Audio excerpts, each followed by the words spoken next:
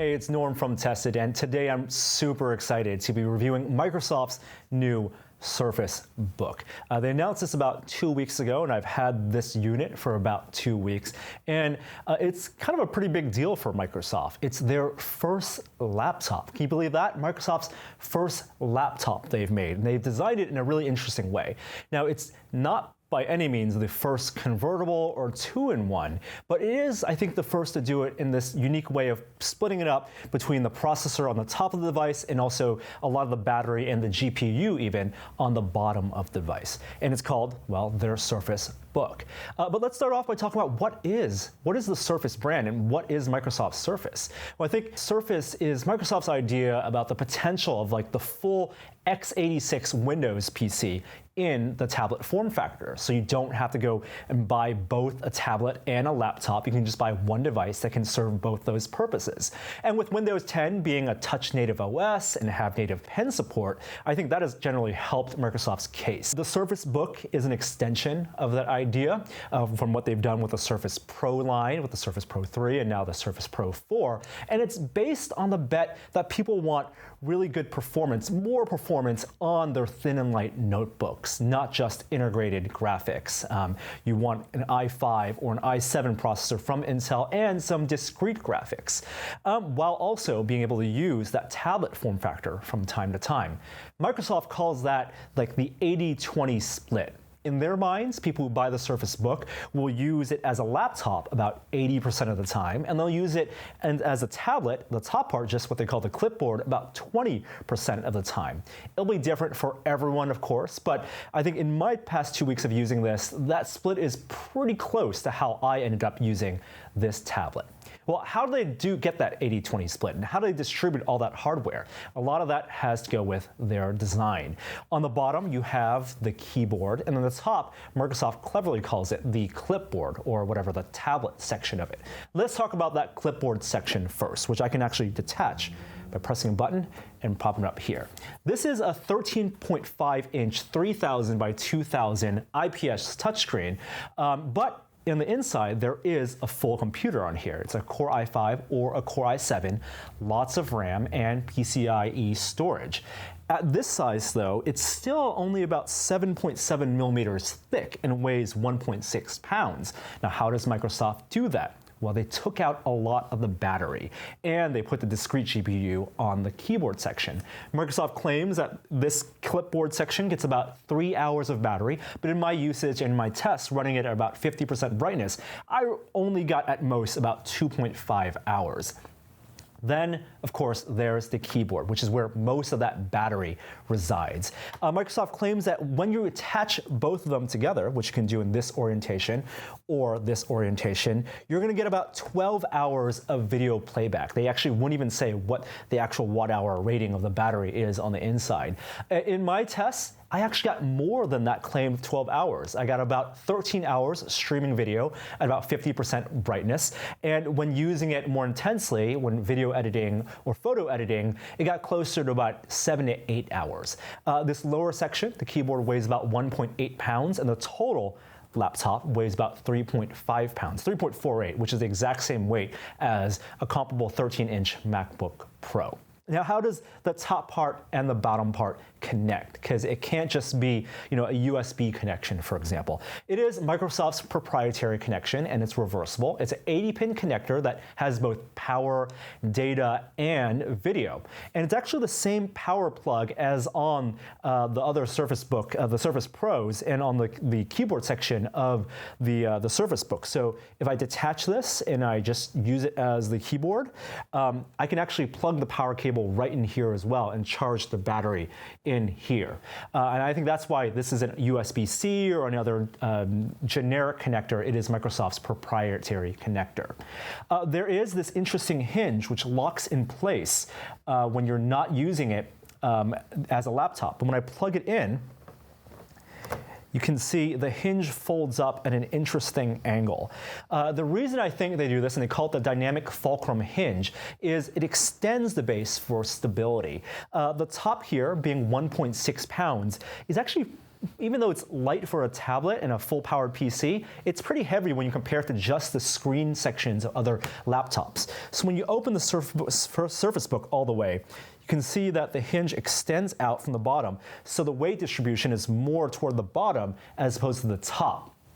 Now they actually lock in place, not with just a physical mechanism that you can press a button and detach. It's actually a software-activated mechanism called the muscle wire technology, and it is strong enough to hold the top and bottom. I can actually, in my use, I can grab it and just hold this around, and the bottom won't detach. You do have to press a button on the keyboard or a software button in your taskbar to detach them, but it feels good. Also, the screen being a 3.2 aspect ratio screen is a little taller than other laptops, so it does make it a little top heavy. There is a little bit of a bounce. This is the most I can actually extend it when I'm tapping the screen and browsing, just a little bit, as you can see right there, but that's going to be with every notebook, unlike with the Surface Pro, where because of the kickstand, there is no bounce. So that's a little bit of a trade-off as well. It's also interesting because the base, there are models that will have a discrete GPU and some without the discrete GPU, but you can't buy it separately. Microsoft has no announcement, has no plans currently to sell just the base if you want to get the GPU later. But you can actually remove the top and plug it into another keyboard of another Surface Book, and it will just work. The drivers just kick in. Another trade-off of having this kind of convertible mechanism is sometimes you actually do see the on-screen keyboard. It pops up even when you have the physical keyboard attached. That's not at all times, but I did notice that pop up. So hopefully in software, they'll fix that in the future. Now, using the Surface Book, I love this screen. It's, I think, the best screen I've seen on a notebook. It's bright, it's vibrant. That resolution of 3000 by 2000, it's high enough that I can actually run Windows 10 with 200% scaling, and it still gives me enough screen real estate so I don't have to resize my web browsers or scroll left to right. I can actually use it as a productivity machine and run some applications scaled and some at full 100% scaling, like video editing, and get all 3000 by 2000 pixels. Now, because of the way the processor is designed and all the guts being on the top of the device, there's actually a ventilation around the top, and you can actually hear the fan. It does get really warm on full load, but I actually prefer having that at the top of the device and not on the keyboard. The keyboard part never really got warm when I was using this. Now, the keyboard also is really excellent. The keys have enough travel, and the new glass trackpad, I think, finally gets up to the standards that we've been expecting from great laptops like the Apple MacBooks. I love the feeling of these keys. And Microsoft didn't have to have them recessed because of the way the laptop closes. When it closes, the keys actually never touch the screen.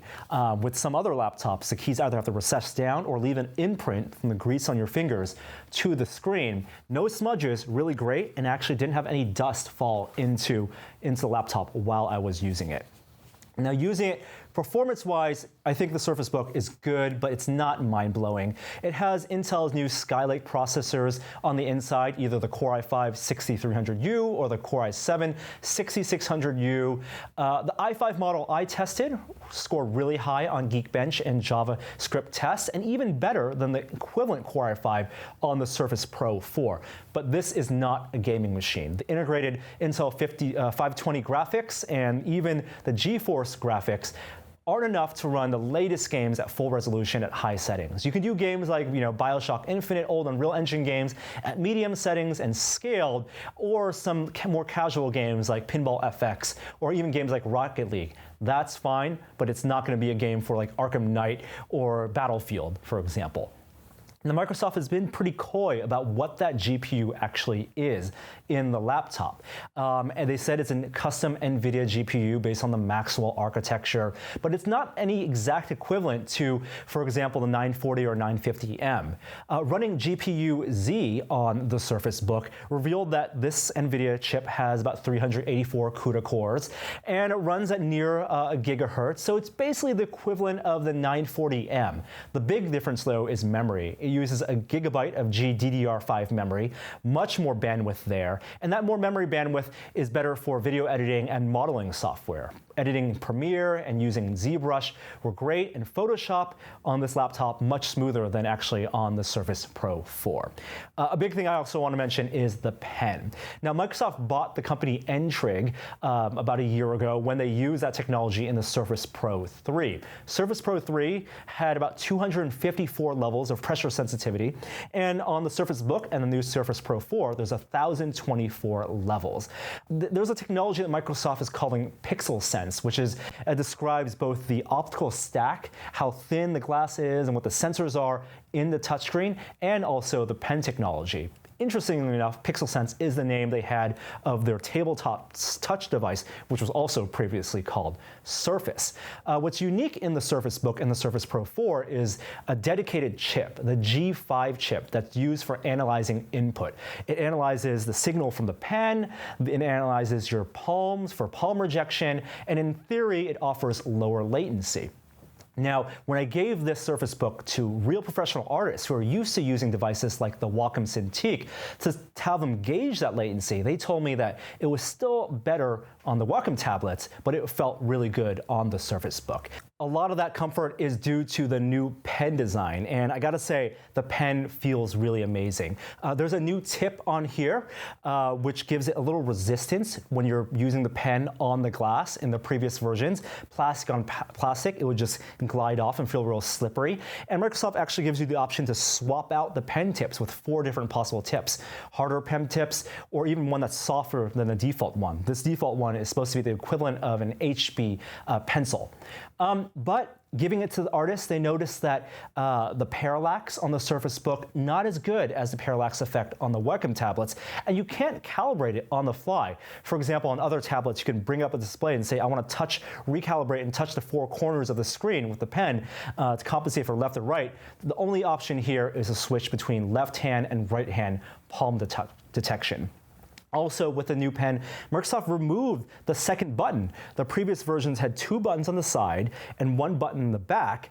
Now there's only 1 button on the back and 1 button on the side, and also an eraser functionality. But none of this is programmable, which I think can be a deal breaker for professionals, because people want to be able to program their pens for different brushes or different tools when they're using something like ZBrush or Photoshop. And that could be a worrisome thing if you're a professional looking to buy the Surface Book.